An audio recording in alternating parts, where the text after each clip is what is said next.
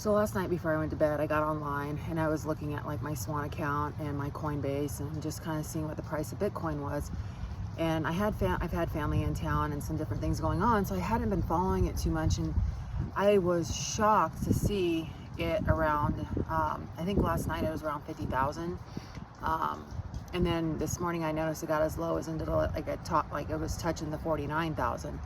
And I was reading comments and different people, a couple of different people had posted some stuff regarding what they believed was going on. There seemed to be some confusion and something to do with Japan and their market. And but as I'm reading the comments that different people were putting into people's YouTube feeds, it was like, Bitcoin's a Ponzi scheme, crypto. And it's so funny because since I've been following, the Bitcoin market, I've noticed that, when it's high, oh my gosh, everybody's just like, oh, love me some Bitcoin. Everything's super positive. Everybody's, known that it's going to be amazing.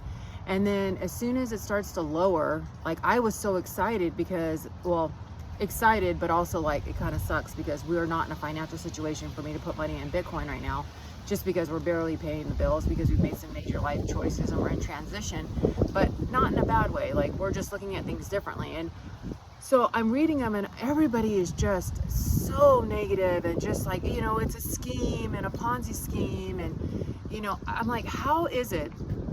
This is like, Robert Kiyosaki, like, I've heard him say, when there's blood in the streets, like that's the time to buy. And I never fully even stood what that meant, nor did I ever think like that. If things were low, I'm like, why would I buy that? It's going away. It's going to crash. And I have two examples of something that I know, two people that did things differently when things came down on prices. And the housing market, when it crashed in 2008, I met this friend of mine and I did not realize, so she's a couple years younger than me. So she's early 40s, I'm mid to late 40s. And she went into real estate. She bought, I think she has 3 rental properties. And I asked her, I'm like, how did you know to do that? And she's like, well, it just made sense. She's like, real estate, goes up, has its ups and lows, but over the long term, it's a great investment. It's something tangible that you can hold. She goes, so when I saw how cheap they got, she basically bought when she could. Well, those properties are 10 times the value they are back when she bought them, and she rents them. And so I look at it and I'm like, she made such a great financial decision for her future. And she actually has paid off those properties since then. And so it's just, she's just, all that's just cash flow for her. And if she ever gets herself in a situation she needs to sell, she also has that. And then my brother, it was funny, I had gone to see him, and he's younger than me by almost 6 years. And, when everything hit with the pandemic, my brother was like telling me that he bought Southwest stocks. And I was like, in my head, I'm like, why would you do that? Why would you buy, like, the airlines aren't going anywhere. They're crashing. We don't know which ones are going to be standing. Same thing with theaters, right? I was like, people are never going to go back to the theaters after this. Like, we're all scared of germs and germophobic. And I'm like, I've never been a huge movie buff. For me, I couldn't wrap my mind around, even though the prices were so cheap, I could not purchase them at that cheap price. Yet I stop myself when they start to go up and I'm like, oh my gosh, there's money there, and I'm like, I need to buy. And I get so excited about it. And the reality is that is like the worst time to buy. And, me and my wife, we've been dripping into Bitcoin for the last a little over a year. And I follow a lot in it. And, one thing that I've learned about our financial system, which is, to me, this is crucial to understand, is if there's money and then there's fiat currency. And I really strongly encourage you guys to just, anybody that even sees this, I'm the most average, boring, plain, like just someone that's trying to learn and make different financial decisions for her future. But gosh, understand the difference between fiat and money. And it will really enlighten you and you will start looking at things a little bit differently as far as how you're going to invest and spend your money. But I was telling my wife this morning, I'm like, gosh, if it keeps going down, I am not scared, because when it comes down to money and even fiat, it's the core. What makes it work is belief. We've been in a giant Ponzi scheme our whole entire lives, with the government. Money, paper, dollar bills, coins, all of those are IOUs. They're IOUs for they were for gold, for a natural tangible item. And what makes gold of value? It's us. What we fail to understand is that we are the ones that bring value, because we bring the labor, we bring basically our own, like the hands to do things. Why do you think people pay for you to move, to mow? It takes people to get the things out of the ground to bring value. It takes people to build homes on properties to bring value. And I think that's just like something that like you have to understand, is like the reason gold has value is because it takes us to get it. It takes a lot of energy, and it's a scarcity. And it correlates a lot with my understanding of Bitcoin. Everybody's, I heard this one guy was telling me, he's like, well, what are you gonna do if like somebody bombs us and like we lose all technology? And I'm sitting there like, we're screwed if that ever happens, because the reality of it is all of our banking is online. So if everything goes down in a technology world and everything crashes, we're screwed regardless. There's no difference.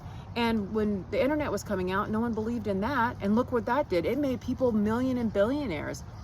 I think that the biggest thing for us is it's not necessary. And when I say us, I mean the average, just middle class, low middle class, blue collar worker, someone that's just trying to raise their family, pay their bills, and survive, and hopefully someday maybe retire, preferably not on a fixed income. And, if prices are low and you've educated yourself about it and you believe it's going to be around, and honestly, if a bunch of us were to FOMO into it when it's low, it's just going to make the price go up anyways. And I think it's super interesting because the government has always suppressed the price of gold. And it's so funny because we have two presidential candidates mention at a Bitcoin conference that they want to make it a reserve, potentially as big as our gold reserve or even bigger. And the government lists their stuff that they've like confiscated, and they move it to an active wallet. And what do you think that does to most people? If anybody knows what's going on, and even other governments and stuff, it scares people. It scares people, and it makes people sell, and it brings the value down. And it's just a way to ghost us some more. So, educate yourself, find something that you believe in, and FOMO the heck into it, and share what you're FOMOing into. And that's the thing. We FOMO in, like Stanley. Stanley was not a company. I mean, it was around when I was a kid. People basically went hog wild. The new generation, I don't know if it was a TikTok video or whatever, they FOMOed into it, and then Stanley just boomed. GameStop, what people did with GameStop, it's like the same thing. But value and money and all of that really goes to a general belief system. If you believe in the fiat currency and you keep using it, then believe in Bitcoin and use it, because that's what's going to make it big. That's what's going to make it successful. That's just my rant and my tangent. But I really just strongly encourage, the best thing that we can do is just educate ourselves and learn and look at multiple resources. Stop worrying about whether you're a Democrat, Republican, who you favor. It's all a joke, people. It's all a joke. It's all a way to divide us. So just spend some time, focus on your family, focus on what your values are, what's important to you, and start educating yourself instead of just on the political and the scheming and the lying and the conniving, and just work on educating yourself and how you're going to figure out to make your family successful with all this chaos that's going on in the world. I am going to attach a YouTube video just because it's one that I watched, and I really want everybody, like anybody I can share it with, I would love for them to take the time. Granted, it's probably not the most entertaining, but it's informative, and like I've watched it 2 or 3 times just to fully understand it. But it will be in a link down in the description or whatever. Again, I'm still trying to navigate this, but anybody that listens to me rant, I appreciate you taking the time. Thank you.